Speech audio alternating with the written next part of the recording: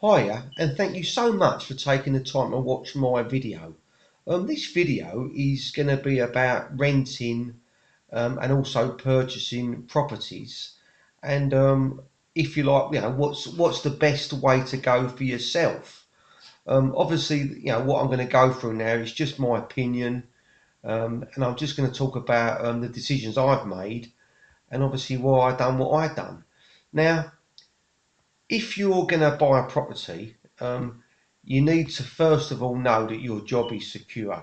When I first bought my first house, I was in a very secure job, which I knew was almost a job for life, if you like, if I stayed in it. And I knew that money was always going to be there. So obviously, when I went to get a mortgage, there wasn't a problem. They see what my salary was and they lent me money. But you need to remember, um, with buying a property, um, if for some reason your circumstances change, you might be, you might be working for a building company and you've got loads of work, and then all of a sudden your governor, goes under and he does or does a run, and all of a sudden you're left with no work. You need to realise that if you've bought your own property, you're going to find it very hard to get any help with any payments that you owe on that mortgage. Now I know I've not had to do this, but I know that I think someone told me after about 6 months, it might even be a year. I'm not totally sure, but I know you have to wait a long while and basically prove that you've been really trying to find work before they want to know about giving you any help towards your mortgage. Um, but obviously you can still get, I think you can still get obviously unemployment benefit, but that ain't going to pay your mortgage. So that's the disadvantage, if you like, of buying a property if everything goes against you.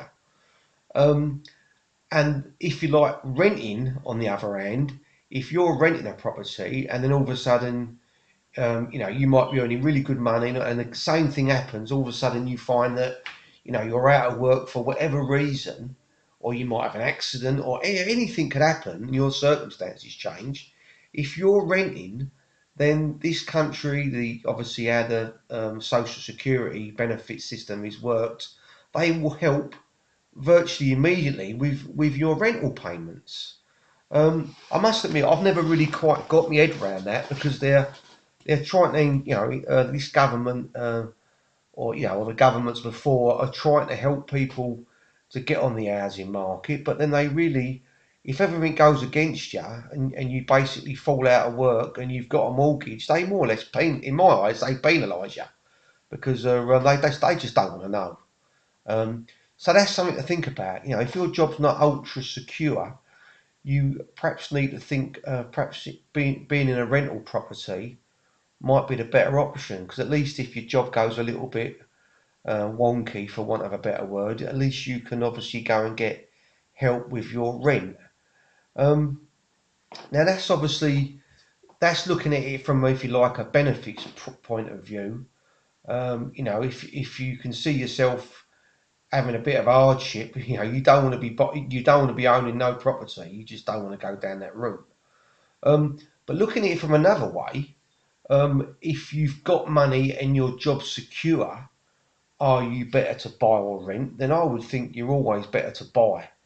I know my situation, um, buying a property early on enabled me to buy another one, and then I bought another one, and then I sold them. Different things happened in my life, but I know that having that property early on helped me. Um, and I've always been lucky, if you like. I don't know if that's the right word. I've always been hungry to go and find work. I've always managed to earn money, um, and as a self-employed person. But I know that, well, I know for a fact the property I'm in now. If I had a mortgage, if I was renting my house, I'd probably be paying double. So the amount of money you're having to find each month for rent is usually higher, especially if you've got an interest-only mortgage. I mean, it depends what sort of mortgage you've got. Obviously the difference in the payments. But to me, I think if you've got any sort of decent income, or there's two of you are working and you've got like a half decent income between the two people, and you can afford it, I think buying is usually buying's probably the better option. But I don't know, people, someone else might say, the housing, another person might think, their opinion, because this is only my opinion, they might think that the housing market's is going to go the other way. If interest rates all start going up and obviously the government starts trying to control inflation by increasing interest rates, then that will basically make less money available to people. Obviously, because obviously things are going up, and it's gonna lead to being more difficult to borrow money at a competitive price, and that's going to force house prices down. So you need to weigh all these things up. This video really, it ain't, it's not a solution. No, because no one knows. No one really knows what is going to happen long term with, obviously with the housing market in the United Kingdom. And the other factor to consider, obviously, if you've got any sort of money to put down on a property, imagine you might have £100,000 in savings. You can put that into a house, but then obviously whatever you was using that money for is tied up. Quite often I look at my situation, because my situation is not great, but it's not bad either. If you like, I'm what I call I'm one of the in-betweeners. I've got a nice house. I've still got a mortgage. I'm working hard, but I haven't got loads of disposable money. And sometimes you do question yourself whether you should sell your house perhaps and downsize and go and rent something smaller to release some of your capital. I think it just depends what sort of person you are. I mean, I know for me, my aim is to finish buying my house, and obviously it's something that I can leave to my children. I hope one day that they'll, perhaps will sell it and I can help them get a flat each or something like that. Because to me, I think this housing crisis, really, because there is a crisis in this country. People, you've got people with families who've got nowhere to live, and I can't think of another word that describes the situation that's going on in the UK at the moment with regards to people just basically not having enough money to live. So I think if you can sort your housing situation out early on and not have this problem, I think that'll be a good thing for you. Do you know what I mean? If you can, I often say to my wife, if only I can help them get a flat, help both my kids get a flat each. You know what I mean? It's going to take a big piece of worry, if you like, away from them. So yeah, there's loads of different ways to look at it, buying and selling a house. Whether or not it's worth buying or selling. I suppose the other factor is obviously what you're buying the property for. If it's somebody you know and you're going to get it at a good price, you might be buying because it needs doing up. There's so many different factors. And something that I always thought, which I used to say to my brother-in-law, because he's like a carpenter builder, I used to say to him, if you're renting and then you perhaps find a place that you can buy and do up, assuming you've got the money to do the property up, you're also and you're getting the property at a good price. Well, for me, that's a win-win situation, because you're getting the property price, the property cheaper because it needs repair. And if you're able to do a lot of that work yourself, you're giving yourself employment, which is obviously a good thing to do. I often said to my wife, my job goes down this time of year, November till like end of February, end of January, middle of February. For me, it's very hard. It's an hard time. And really, if I could perhaps October time buy a property and then do it up all throughout and over Christmas, I'd be giving myself, if you like, inside work.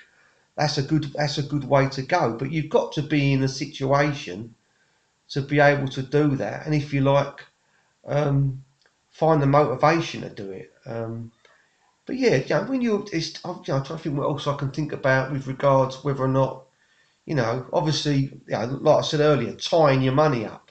if you've got money, if you've got, if you're looking to borrow money, or you've got a big lump of money to put down, would you be better? Would you be better off perhaps, if you're looking to do your own business, rather than buying a house, buying a commercial premises with like a little flat over, something like that. I mean, I've actually thought about doing that recently, selling my house because it's worth a lot of money, and buying like a commercial premises with a shop over, and then doing like some sort of business in the shop.